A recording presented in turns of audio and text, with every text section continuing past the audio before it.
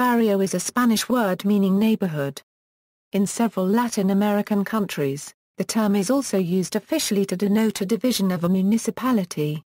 Usage: in Argentina and Uruguay, a barrio is a division of a municipality officially delineated by the local authority at a later time, and sometimes keeps a distinct character from others. Here, the word does not have a special socio-economic connotation, except that it is used in contrast to the centro. The expression Barrio Cerrado is employed for small, upper-class, residential settlements, planned with an exclusive criterion and often literally enclosed in walls. In Colombia, the term is used for any urban area neighborhood whose geographical limits are determined locally. The term does not have any social class condition or overtones, as it is used to refer to working class areas as well as those populated by the well-to-do.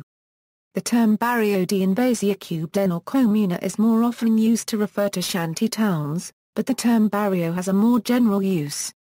In Cuba, Puerto Rico and Spain, the term barrio is used officially to denote a subdivision of a municipio.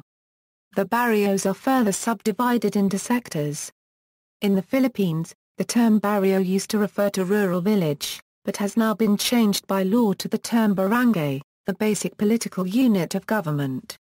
The United States usage of the term barrio is also seen in Venezuela and the Dominican Republic, where barrio is commonly given to slums in the outer rims of big cities such as Caracas and Santo Domingo, as well as lower to middle-class neighborhoods in other cities and towns. Well-known localities in the United States containing a sector called barrio include Manhattan, East Los Angeles, California, and Chicago, Illinois. Some of these are referred to as just El Barrio by the locals and nearby residents.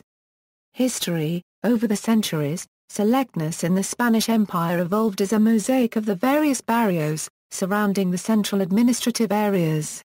As they matured, the barrios functionally and symbolically reproduced the city and in some way tended to replicate it.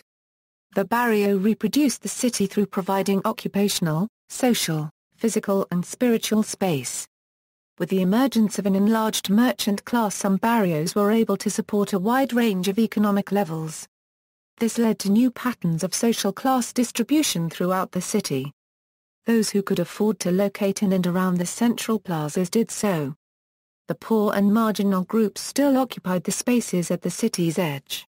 The desire on the part of the sector popular to replicate a barrio was expressed through the diversity of the populace and functions and the tendency to form social hierarchies and to maintain social control.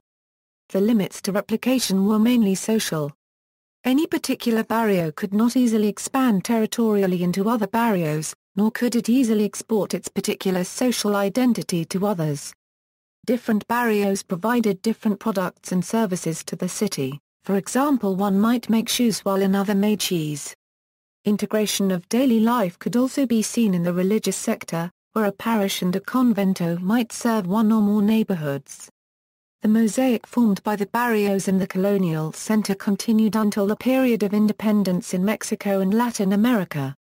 The general urban pattern was one where the old central plaza was surrounded by an intermediate ring of barrios and emerging suburban areas linking the city to the hinterland.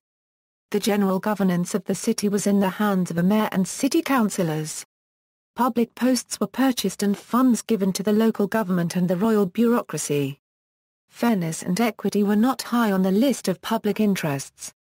Lands located on the periphery were given to individuals by local authorities, even if this land was designated for collective uses, such as farming or grazing. This practice of peripheral land expansion laid the groundwork for later suburbanization by immigrants from outside the region and by real estate agents. At the edge of Hispanic American colonial cities there were places where work, trade, social interaction and symbolic spiritual life occurred. These barrios were created to meet the space needs of local craftsmen and the shelter needs of the working class. At times they were designed to meet municipal norms, but they usually responded to functional requirements of the users. Barrios were built over centuries of sociocultural interaction within urban space. In Mexico and in other Latin American countries with strong heritages of colonial centers, the concept of barrio no longer contains the social, cultural and functional attributes of the past. The few surviving barrios do so with a loss of traditional meaning. For most of them the word has become a descriptive category or a generic definition. Other uses, the corresponding term in Portuguese-speaking countries is Barro.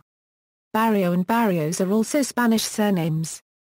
In Portugal, the derived surname Barros is very common. See also, Colonia neighborhood subdivisions in Mexican cities, Colonia, Barangay, Barrio, Barrio. References. Sources.